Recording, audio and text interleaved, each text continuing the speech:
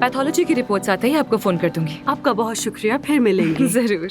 अली, अपना ख्याल रखना, ठीक है? खुदा हाफिज। नेक्स्ट वीक मिलते हैं। बहुत बहुत अच्छा हुआ, ऑपरेशन बहुत अच्छा हुआ। बहुत खुशी हुई मुझे। हाँ, आमिर ने आशा साहबा को तो नहीं देखा ना? फिक्र मत करो, मैं इंतजाम कर लूंगा। फिलहाल मैं जाता हूँ वहाँ और देखता हूँ कि हो क्या रहा है वहाँ। ठीक है? अच्छा ठीक है। सब ठीक होगा, रिलैक्स। ठीक है, तुम जाओ जल्दी से, जाओ। ओके, जल्दी जाओ। सुनो, तुमने ये क्या कर दिया? क्या किया है मैंने? आमिर से छुपकर काम किया है तुमने? वाकई में? कौन सा काम किया है? हमारे क्लिनिक का एक उसूल है, ऐसे मरीज जिन्हें एक दूसरे से नहीं मिलना चाहिए उनको कभी आमने सामने नहीं लाते। तुमने 2 मरीजों को एक ही वक्त में हॉस्पिटल बुला लिया, ऐसा नहीं हो सकता। वो एक दूसरे से नहीं मिले और नहीं कभी मिलेंगे। ये तो जाहिर है कि मिलेंगे। हमारे काम में एक बार सीक्रेसी खत्म हो जाती है तो सब खत्म हो जाता है।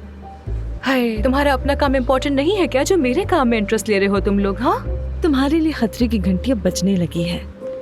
आमिर को पता चल गया कि उसका पेशेंट मेहते के पास गया है तो वो पागल हो जाएगा। अगर वो उसके पास न जाता तो किसी और के पास चला जाता। ये बात क्यों नहीं समझ रहे हो? अगर उसे जाना ही होता तो अपनी मर्जी से जाता ना वो, लेकिन तुम्हारे मशवरे पर हरगिज नहीं। तुमने एक मरीज को एक डॉक्टर से उठाकर दूसरे को दे दिया, ऐसा कैसे कर सकती हो?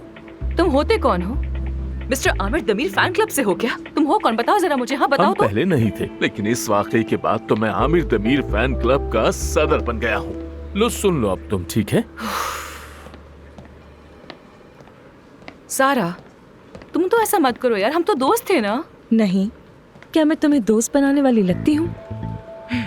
ठीक है, तुम्हारी बात सही है। अब मुझे तुम लोगों से दोस्त नहीं बल्कि बॉस बन के रहना होगा मेरे ख्याल से। हो भी सकता है, मुझे बॉस लोग पसंद है। लेकिन एक बात फिर से कहती हूँ, तुम्हारी इतनी मेहनत के बावजूद यहाँ पर हर किसी को आमिर ही अपना बॉस लगता है। सब उससे इम्प्रेस्ड है। मेरा मशवरा है अपना प्लान चेंज करो। दोस्ती का मशवरा दे रही हूँ शायद, या फिर शायद नहीं। ये तो मेरी आदत ही नहीं है, बोर हो गई हूँ।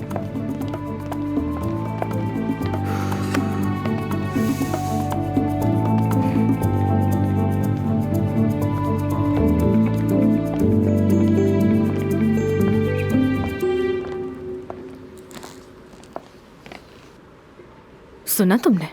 सुन लिया। एफसन और मानूर आयशा मैडम को आमिर से छुपाकर ओटी में ले गई।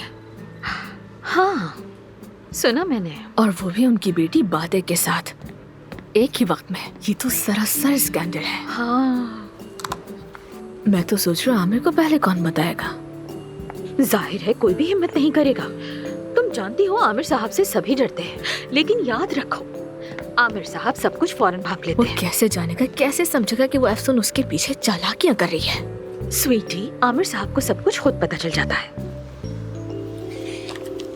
तुम और मैं आमिर की थोड़ी हिमायत कर लेते हैं। इस तरह इन दोनों को चलता कर देंगे। ऐसा हो सकता है। आमिर एफसन को बहुत अच्छे से ट्रीट करता है।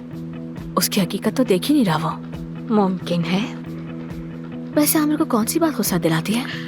झूठ, बेवफाई, नाकामी और सबसे बढ़कर उसके एतमाद को कोई ठेस पहुंचाए तब। और इसी वजह से उसकी जिंदगी में कोई औरत नहीं है ताकि वो अपने काम पर पूरी तवज्जो दे सके। और वैसे भी देखो कितना खूबरू है, अनमैरिड है, एक कामयाब डॉक्टर भी है।